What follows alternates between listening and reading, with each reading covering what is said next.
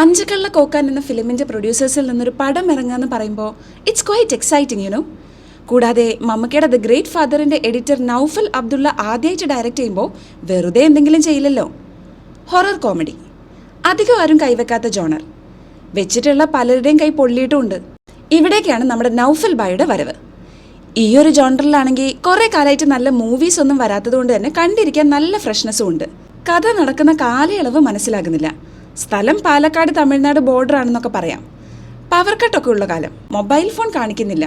Even Alexander Graham ബെല്ലിൻ്റെ phone വരെ കാണിക്കുന്നില്ല. അത് നിൽക്കട്ടെ, കാണിക്കുന്ന വണ്ടികളുടെയൊക്കെ നമ്പർ KLW സീരീസാണ്. കുടുംബശ്രീ ലോൺ എടുക്കുന്ന കാര്യമൊക്കെ പറയുന്നുണ്ട്. പിന്നെ ഓട്ടോയിൽ സവാരി ഗിരിഗിരിയെന്ന് എഴുതിയിട്ടുണ്ട്. അപ്പോൾ 2001 ശേഷമാണെന്ന് ഊഹിക്കാം. മിക്കവാറും മനഃപൂർവ്വം ഇങ്ങനെ ഒരു ആശയക്കുഴപ്പം സൃഷ്ടിക്കാൻ വേണ്ടി ചെയ്തിരിക്കുന്നതാകാം. ഇങ്ങനെയുള്ളൊരു പ്രത്യേകതരം യൂണിവേഴ്സിലേക്കാണ് നൗഫൽ ബൈ നമ്മളെ കൊണ്ടുപോകുന്നത്. തികച്ചും ഗ്രാമീണമായൊരു പ്രദേശം.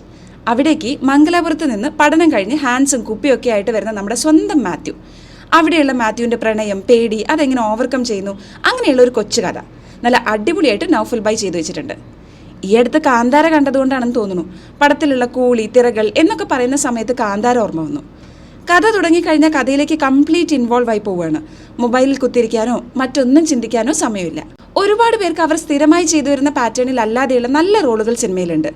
അതിൽ പ്രത്യേകിച്ച് ഓർക്കുന്നത് ശരത് സഭയുടെ ക്യാരക്ടറാണ്. ഒരു മുഴുനീള കഥാപാത്രമായിട്ടാണ് ശരത് സഭ വരുന്നത്. പിന്നെ ഒത്തിരി പൊട്ടിച്ചിരി സൃഷ്ടിച്ച ഒരു ക്യാരക്ടറാണ് അബു സലിമിൻ്റെ വാസപ്പൻ. കരിയറിലെ തന്നെ മികച്ച കഥാപാത്രമായിരിക്കും ഇത്.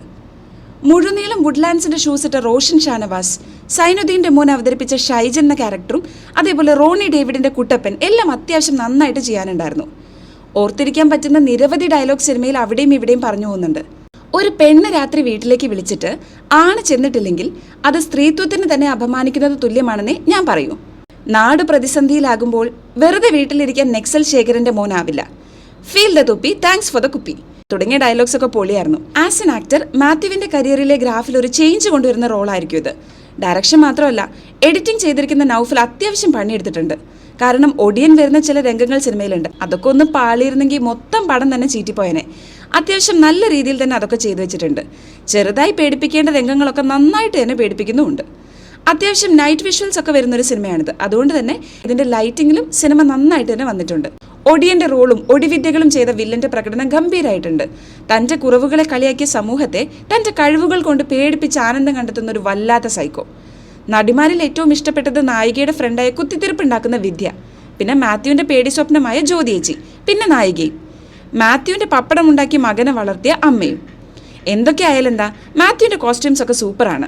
ഒരു മുത്തശ്ശിക്കഥ കാണുന്ന ഫീലോടുകൂടി അത്യാവശ്യം നന്നായിട്ട് ചിരിച്ച് എൻഗേജ്ഡ് ആയിട്ട് കാണാൻ പറ്റിയൊരു സിനിമയാണ്. അപ്പോൾ എല്ലാവരും കണ്ടു നോക്കൂ, അഭിപ്രായങ്ങൾ കമൻറ്റ് ചെയ്യൂ.